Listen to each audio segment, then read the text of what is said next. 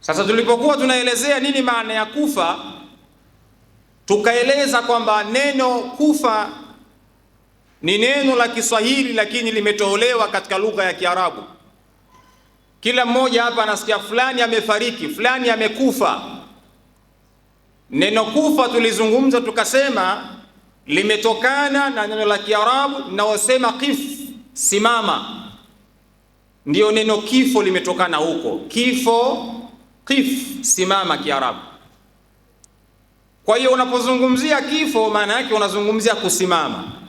Kwa hiyo kinachosimama ni nini? Tukasema kinachosimama kwa mwanadamu ni ile roho yake.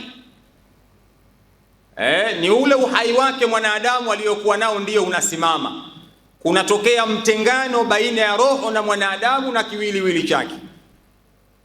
Na kinachokufa kwa mwanadamu sio roho yake, bali kinachokufa kwa mwanadamu ni ile roho yake kinachokufa kwa mwanadamu ni ule mwili wake, sio roho ya mwanadamu.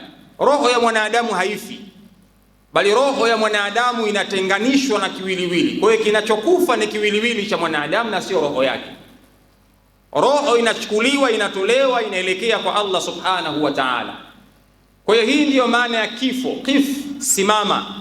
Kinachosimama pale ni roho ya mwanadamu, ni mtengano baina ya kiwiliwili na roho ya mwanadamu.